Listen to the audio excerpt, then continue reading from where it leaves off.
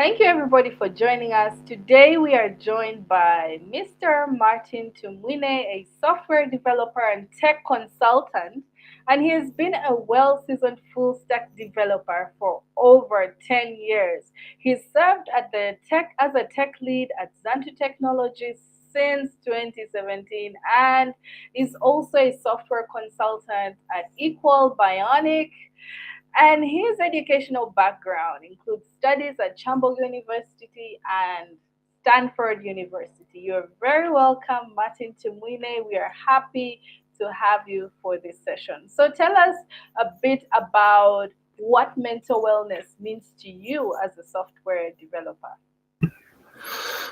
Thank you very much. So what mental wellness means to me as a software developer? Well, number one, I think it means peaceful. I think to just sum it all up in just one go, it would be peace. So having peace of mind about anything, and also having also a healthy mind as well, probably not being like mentally ill, not being like stressed about anything, but also at the same time having thoughts that are not demeaning. So all that to me just culminates into just one word, which is peace. So for me as a software developer, if I have peace, then probably my mental health in that context is pretty good. Even if maybe it's really stressful, maybe I'm having maybe a stressful day, but as long as I have a certain calmness on the inside of me, then yeah, I think to me just means peaceful, in the peaceful mental state. In my own words, yeah. Awesome. How do you maintain that peaceful mental state? I mean, the world is so chaotic, and as a developer, you know that the pressure to perform all these deadlines that need to be met. What are some of the strategies that you use in your experience to achieve that peace? I think number one for me is just I just block out stuff. I just block out the noise. I think I have this thing where I just ignore things and just focus on something like like one individual thing. I also when it comes to my work, the times when I'm working on something and probably I need to concentrate, so I might play some music, uh, mainly concentration music in that regard. Other times I might just want quiet, like basically a quiet place, no noise, no distractions. Turn off the phone or put it upside down and just not receive anything or like any notifications. And that way I'm sort of like have that sort of peaceful state that I'm working in. So yeah, I hope that answers the question, right? Yeah, that is very brilliant for productivity at the end of the day because you must be able to put off your phone and focus on the things at hand. And that's how you achieve the highest productivity at work. And you're able to do this, but you are currently leading a team of developers. And at the moment, you are in partnership with Dara Japan to connect software developers to jobs in Japan. Tell us more about that and how you ensure that their mental wellness is preserved.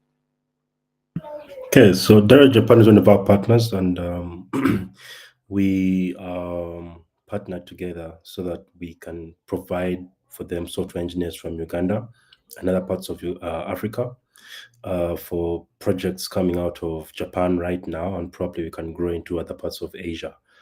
So something that we do at Zaantu right now, especially with keeping the good health, keeping a good mental state of our software engineers. So we partnered with Lila Heaven, and we have basically each software engineer has two sessions in a month, and those sessions basically can just spill their guts out, talk about anything in that regard. And I noticed that over the years, I've met a number of software engineers who are struggling with burnout and other things that might affect them, and probably just don't know where to turn or who to talk to. but still at the end of the day, you have to, do work. In other moments, you might be working, but maybe the work is not meaningful, right? So that's something that we did with Lila Heaven. So Lila Heaven offers the counseling to the software engineers. That's twice a month, and I think since we just did our first month with Lila Heaven, and I saw the report, and I think pretty much our software engineers they're in a much better place. I mean, compared to the results from the first meeting to the second meeting, I see there's an improvement, and I hope that they'll continue to and be engaged and open up more and see how to be better. Because at the end of the day, at Zaantu, what we're looking at is creating leaders, but also creating leaders who are also mindful about their space and themselves as well. Yep. Awesome. Tell us more about your leadership journey. How has leadership factored into the skills that are needed to build your company? How have you been able to pass on those skills to your team, and has it been beneficial? Okay, so my leadership journey.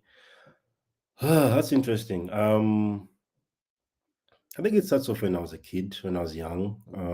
I remember I was in school, primary school, and the first time I had a test of a little bit of some leadership was when I became a furniture prefect.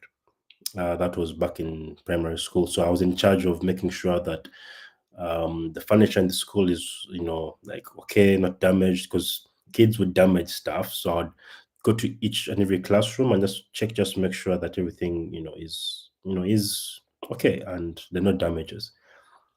Um, I did. I think I transitioned, and I think I got another prefectship role. Though I've forgotten that one. But in high school, I remember I was head of the class monitor in stream. So everywhere I went, there were certain instances when people like noticed something about me, and they said, "Oh, maybe you could lead."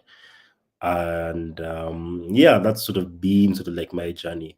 And when I started taking it more seriously was at university, when I started reading books about leadership. I started reading books on written by John Maxwell, and I found them very intriguing and very um, mind blowing in terms of the content and in terms of what actually a leader actually is.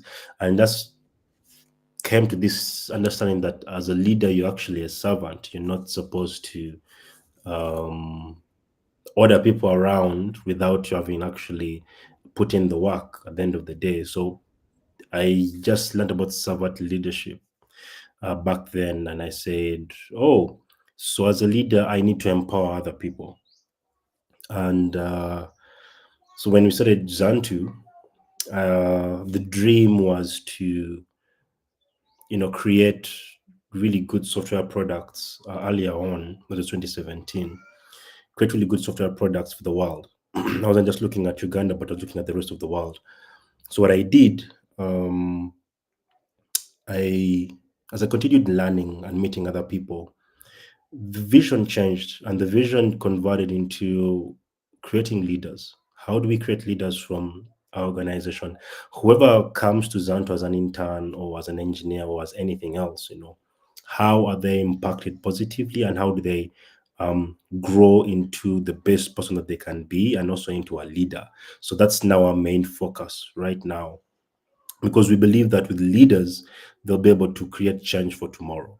So, part of our impact at Zantu, or what part of my impact at Zantu, is that I'm trying to always reinforce this thing that a person should take responsibility and always continue to strive to learn. So we have like a learning sort of mechanism at Zantu where there's some meeting that we have and we discuss about what we are learning, and that's been very fruitful in a sense. um yeah, so that's sort of like my journey and how important it is, especially at Zantu, and how we've sort of managed to weave in the whole leadership thing and change our vision in a sense. So that way we know that if we're creating leaders, we know that there's going to be even more impact. Because if you're just creating followers, I mean, followers are good, but you need to create leaders. And I also learned this one thing, that in order to be a great leader, you need to have been a really good follower as well. So, which is also something that breeds humility in someone. So, servant leadership, humility, those are very, very important things that we are trying to ingrain the people at Zaantu. Yeah. Wow, the vision seems to be really amazing, and I am excited to see how all those things come into play. You mentioned something very important about burnout, and since we are in a technological age and it's an ever increasing subject, on the 24th of this month, we will be having a webinar on burnout. But I want to understand from you, what are those things that lead to burnout in the software developer world, and how have you been able to overcome it? I think something that lead to burnout is, I think one of them can be lack of passion for something. So over time, you're so excited about this one, do this like this one thing, and then this is my own experience, and then you probably hit a dead end, and then you just continue working at it to just get past a dead end. And sometimes when the dead end takes a really long time to get past, and you're not sort of like balancing it out with other tasks or other things that you could be working on. To me, that's one of the things that actually leads to burnout. You actually get a little bit tired of working on this particular thing, and you get so uninspired as well. So another thing that also leads to burnout is working really long hours. I've seen software engineers take on like 3 different projects, and the whole time they're just working, the whole day they're working, even in the weekend they're working, no rest. So that also does lead to burnout, because then the day you just become a shell of yourself. So nothing that will lead to burnout as well is just not being aware. So for not treating yourself with uh, courtesy. I mean, wake up in the morning, jump into work. I mean, no self care. You don't brush, you don't bathe, as some people do, right? And you're just focusing on, I need to get this thing done, because yeah, you really love what you're doing, but at the end of the day, you have no balance. You're sort of forgetting everything else. You probably have no friends. You probably have no support from anyone else, and you probably even have no hobbies as well. And that's happened to me a lot of the times. A lot of times. So yeah, those are some things that, in my own experience, lead to burnout. Yeah.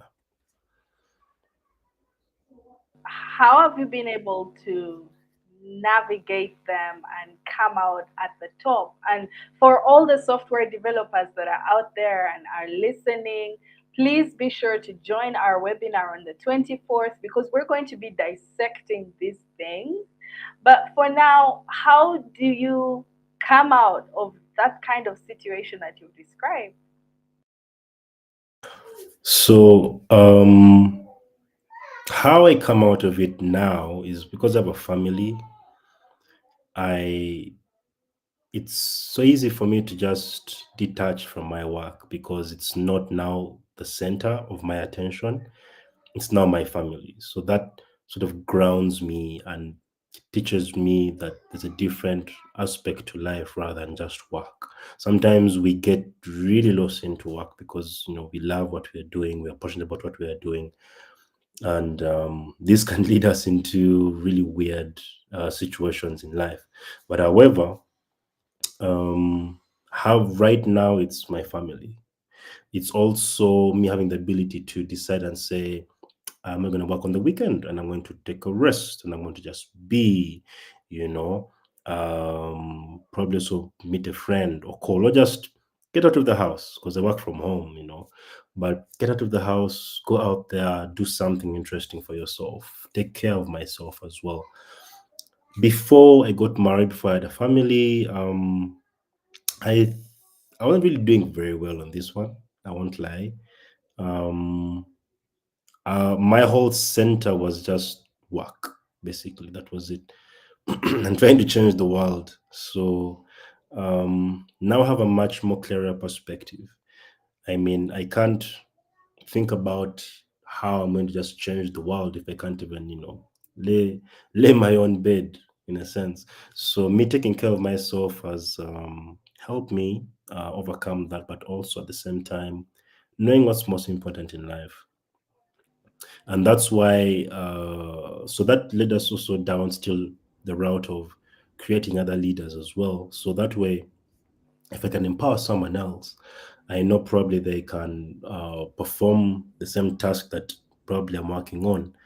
And that gives me a sense of rest and sense of calmness, because I sometimes we feel like we can do everything on a particular project or something, but sometimes it's so good to also work as a team and allow other people to also step in and trust them to take ownership in a certain aspect and not think that you have all the ideas. So working as a team has also helped. Someone keeps saying that if you want to work alone, you'll probably go fast. But if you want to go far, then you need to work as a team or as a group.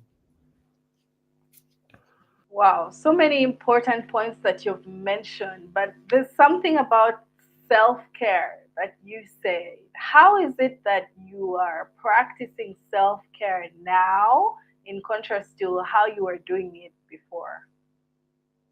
So right now, I take breaks when I'm working and I feel uncomfortable. I feel a bit stressed or tired. I take breaks. And I get back to it later on. I also balance out with other things. I try to prioritize what I can do today or tomorrow in terms of the tasks that I need to do.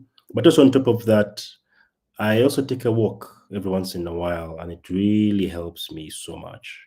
Take a walk, and that gives me a different perspective, and I look at life differently.